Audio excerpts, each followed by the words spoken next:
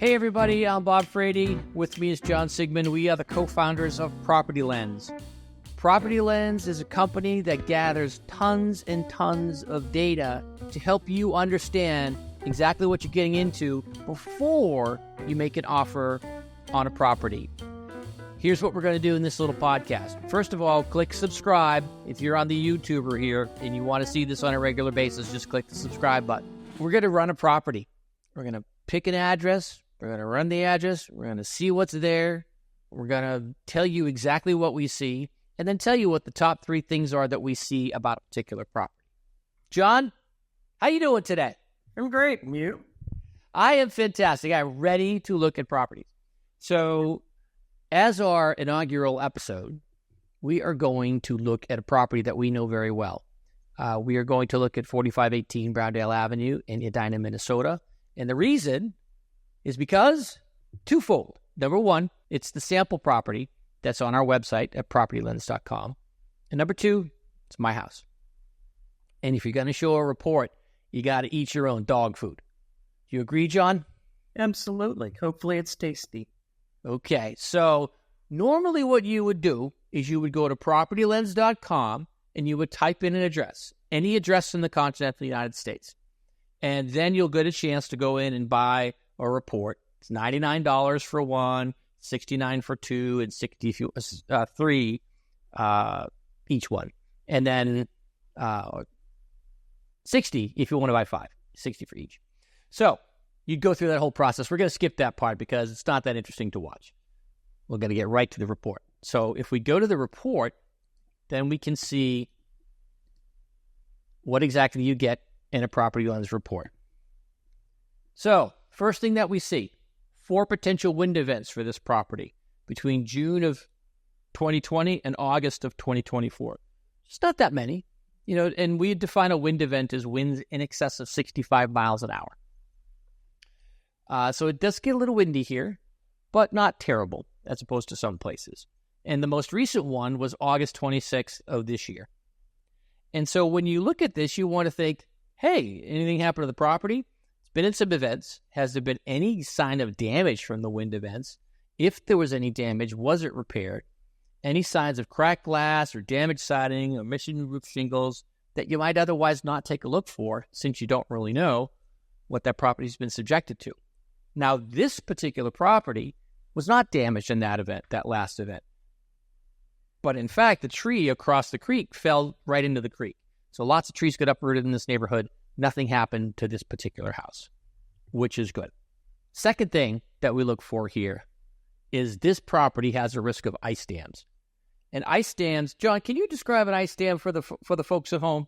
Sure. An ice dam is when your gutters fill up with ice because it got warm and then it got cold and then it got warm and then it got cold. And when your gutters don't drain anymore, the water has to go somewhere, and so it goes backwards underneath your shingles, and it causes a little rainstorm inside your house. In the winter, which is the most miserable time to have a rainstorm in your house because it's cold. It is a miserable claim, and yet it happens a lot. So that wasn't disclosed when I bought this house. So I asked the seller, I said, have you ever had an ice dam? And they're like, yeah, that's why we replaced the roof. And so I went upstairs into the attic and saw, A, that the insulation wasn't very good, so I knew I was going to have to fix that. And B, that they didn't have very good gutter guards. They had gutters, but no guards. And I knew I was going to have to replace those as well. Still wanted to get the house, but at least knew going in that I was going to have to fix that problem if I wanted to buy this house. So then but some other things that you want to take a look for is, are there screens on the gutters, but also any unusual staining on the tops of walls where there's a gutter, but then you got clogged by leaves, and you'll see the drips on the inside of the house. So, yeah, that was not disclosed, and it was not caught by the inspector, but it was something that we knew about because we asked the seller beforehand. Now, John, why would you want to ask the seller these questions? Well, disclosure rules vary greatly state to state. However, the one overriding rule that is consistent across all 50 states is that if you ask the seller or the seller's agent a question, they must truthfully answer it to the best of their ability. Yes, and sometimes that answer is, I don't know, in which case you really want to know what's happened to a property, because almost every disclosure says, hey, to the best of the seller's knowledge. They can just say that they don't know. So there's a couple of other things I want to look at without looking at everything in this report, because there's a lot of information. So this area does have a high risk of flooding and a high risk of hail. Minnesota has a problem getting insurance or affordable insurance because of all the hail that we've had in the last few years. So it looks like we've had some damaging hail events, but nothing that's damaged the property. But you want to ask. You want to ask things like, is there an active warranty on this roof? Because what's really interesting is a lot of times a roof, when you replace it, will have a warranty. But when there's a hail event, people run right to the insurance company when you want to check out the warranty to see if it's already, see if maybe it's covered. And then you want to ask if there's any hail-resistant shingles on the roof. And that's one question that we didn't ask when we bought the house. So when we put the new roof on, we didn't put hail-resistant shingles because we just didn't know. So that was one thing. And the second is that we are right next to a creek, and we're above that creek. The property is subjected to flooding. So we asked the owner, have you ever had a flood here? And the answer was yes. In 2013, they had a flood. So now I know we got to build a little retaining wall to help hold that back. And all of this stuff wasn't disclosed. And it's not because anybody was trying to do anything bad. It's just that you don't think about that stuff. It's like, oh, yeah. When you get prompted, a lot of times you think of stuff. And then finally, I want to take a look at the radon exposure because, again, wasn't disclosed. I said, hey, this property looks like it has some radon issues. Can you run a test? It came back elevated. And I said, you got to put in a remediation system before we'll buy the house. And they did, saving us a couple $1,000s and time in putting all that stuff in. So all of these are questions that you should be asking of people to help you decide. For example, the property was built before 1978. It might have had something like lead paint or asbestos or knob and tube wiring or some insulation that wasn't so hot. And all of those were true. So when we renovated this property, which we did, which isn't shown here because the property's not for sale, we had all these issues. We had knob and tube wiring, we had lead paint, we had asbestos, we had poor insulation. Again, all things you want to know before you buy a house. And then we also show some construction permits. So it looks like the property's renovated. Were they pulled properly? Have they been closed? Are they still in progress? What needs to be done to close the permits? Any outstanding inspections needed for the work to be done. And we finally closed these permits just a week ago. So they're not quite updated yet in the city system, but we do know that they're there. So lots and lots of information. Second piece of information is what we call our inspector lens, where this is something you can print out and give to your inspector and say, hey, take a quick look, take an extra look at these particular things, because we don't know whether the property is in danger from that. For example, frozen pipes, big concern in Minnesota. And really what you want to look at is, do the pipes face the external walls? And if they do, how well insulated are they?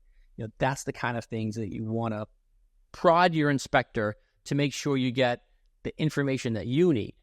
And then finally, we have the insurance lens, which are some things that might impact your insurability for the property. Because I don't know about you, John, but our premium's gone up 70% in the last 2 years.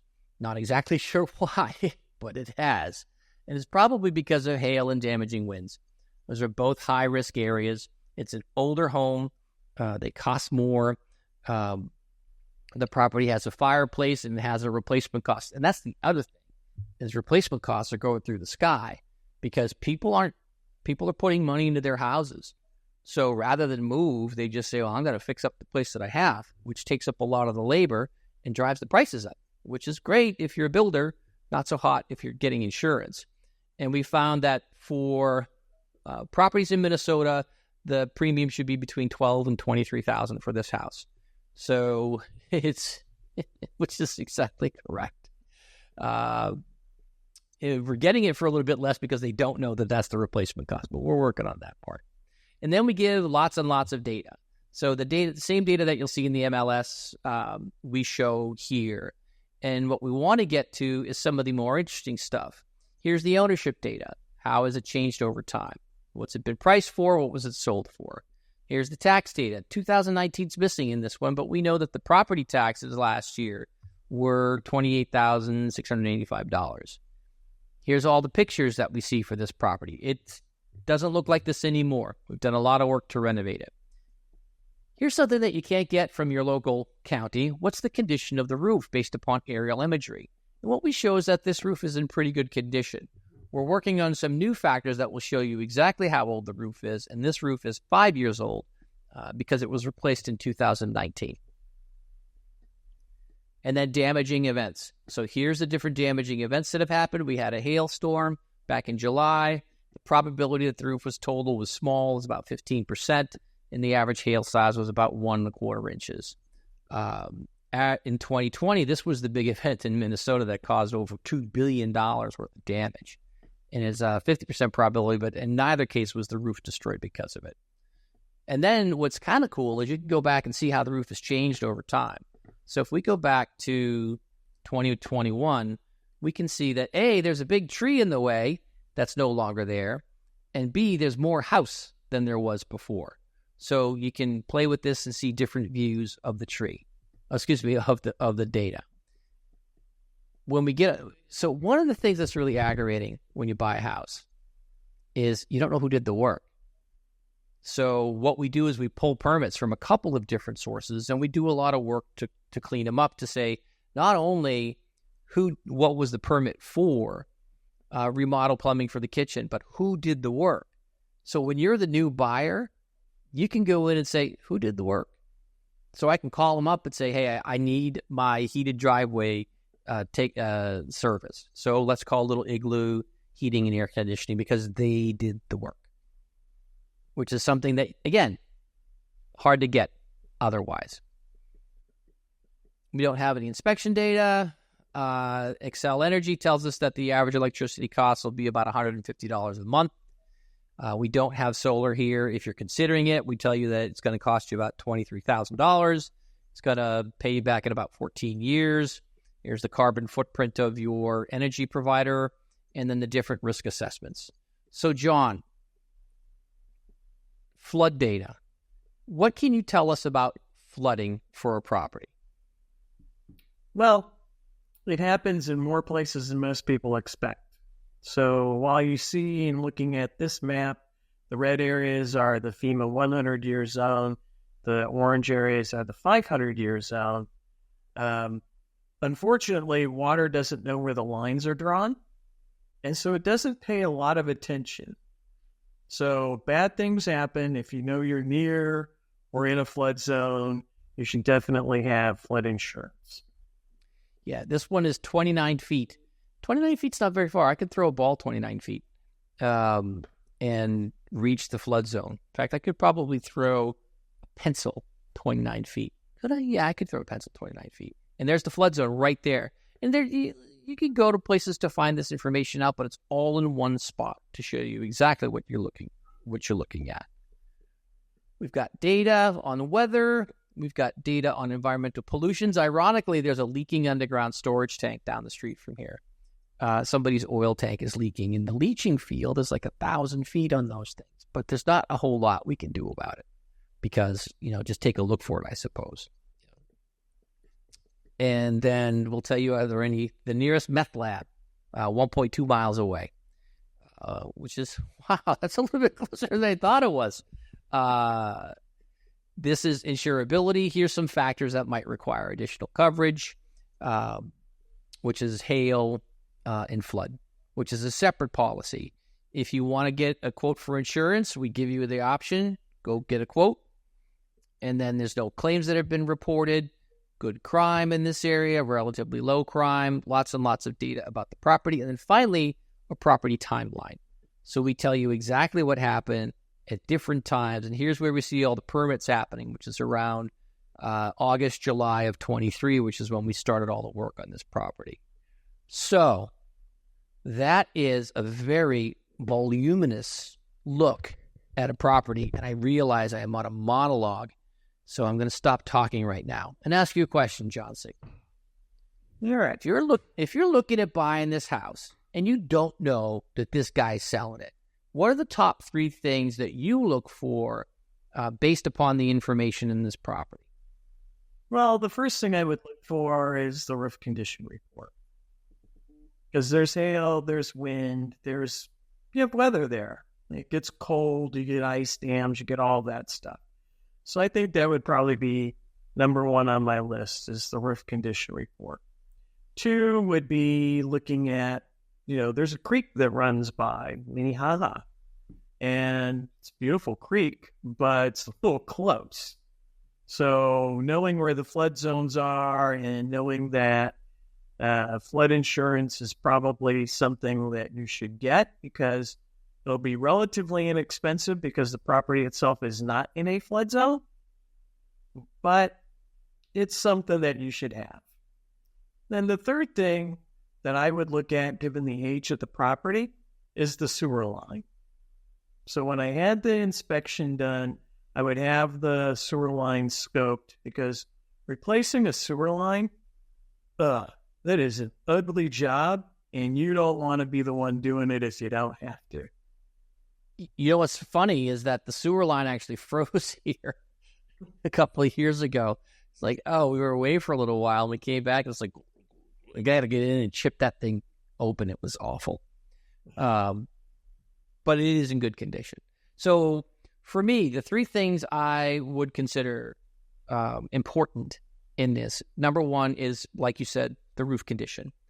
Because there's such perils in this area, you want to know, when was the roof last replaced? You want to know, is it damaged? Before you send the inspector up there walking around, what should they be looking out for? Number 2, I want to look for signs of wintertime damage, whether it's ice dams or whether it's frozen pipes. Anything that looks like it might become repetitive, I want to capture early. And then the third thing is the flood. How much do we have to do to this property to protect it from flood damage? Those are the 3 that I would think are the most important for this house. And I bought it anyway. I knew all this stuff going in because I could dig it up. I bought it anyway. We're not saying that the PropertyLens will prevent you from buying a house, but it will make you an informed buyer to help you understand exactly what it is you're getting into. So yeah, I bought it, and that's it. That's the PropertyLens for 4518 Browndale Avenue in Edina, Minnesota. John, you got any parting thoughts? Nope, just that everybody should get a PropertyLens report before they buy a house. If you are thinking about buying a property, go get a PropertyLens report first. It is the best $99 that you can spend. If you are buying a property as is, then you really need this report because it'll tell you what you're going to need to fix after you buy the property. Especially if you're acting as your own buyer's agent. Yeah, or better yet, ask your agent for it. PropertyLens.com, enter an address, and it won't solve all your problems, but at least it will make you more aware of what's going on at a property. So for Property of the Week at PropertyLens, I'm Bob Frady. I'm John Sigmund. See you next time.